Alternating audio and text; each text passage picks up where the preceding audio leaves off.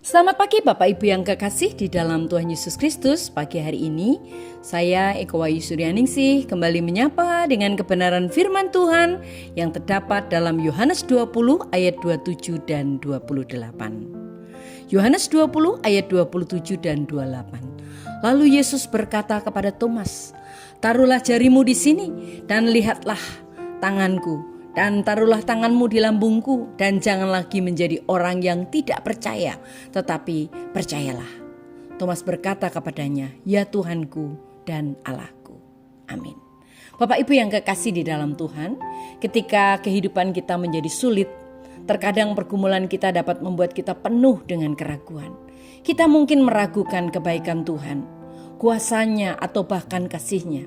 Di saat-saat seperti itu, Yesus ingin membantu kita untuk percaya. Dia melakukan itu kepada Thomas setelah kebangkitannya. Firman Tuhan berkata, Thomas tidak bersama dengan mereka ketika Yesus datang. Para pengikut lainnya terus mengatakan kepada Thomas, "Kami melihat Tuhan." Tetapi Thomas berkata, "Aku tidak akan percaya sampai aku melihat bekas paku di tangannya dan mencucukkan jariku ke dalam bekas paku itu dan mencucukkan tanganku ke lambungnya." Seminggu kemudian para pengikut itu berada di rumah itu lagi dan Thomas bersama mereka. Pintu-pintu terkunci, tetapi Yesus masuk dan berdiri tepat di tengah-tengah mereka. Tuhan Yesus berkata, "Damai sejahtera bagi kamu." Kemudian dia berkata kepada Thomas, "Thomas, taruhlah jarimu di sini dan lihatlah tanganku. Taruhlah tanganmu di sini, di lambungku. Berhentilah menjadi orang yang tidak percaya dan percayalah." Thomas berkata kepada Tuhan, "Ya Tuhanku dan Allahku." Bapak Ibu yang kekasih di dalam Tuhan, cerita ini sangat menarik. Pertama-tama kita lihat Thomas karena dia jujur tentang keraguannya. Dia tidak berpura-pura atau secara otomatis menerima apa yang dikatakan orang lain kepadanya.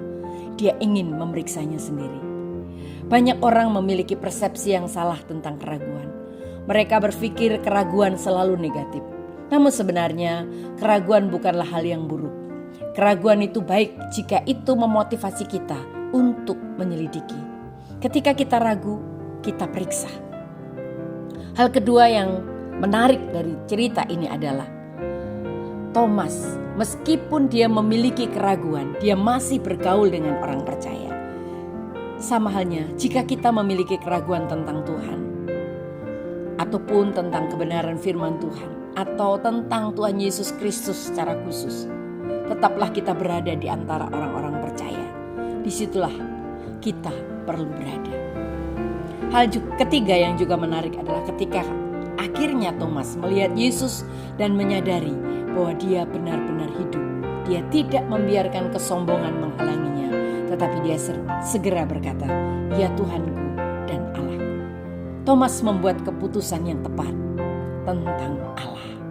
Bapak Ibu yang kekasih di dalam Tuhan, apakah hari ini kita sedang masih dan ragu-ragu?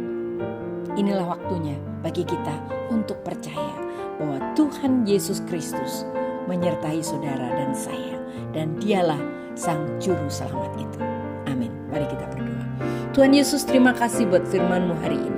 Kami percaya Tuhan memberkati kami dan tolong kami Tuhan, supaya kami tetap percaya, tidak menjadi ragu-ragu, tapi sungguh-sungguh percaya dan mempercayakan hidup kami kepadamu. Dalam nama Tuhan Yesus kami berdoa. Haleluya.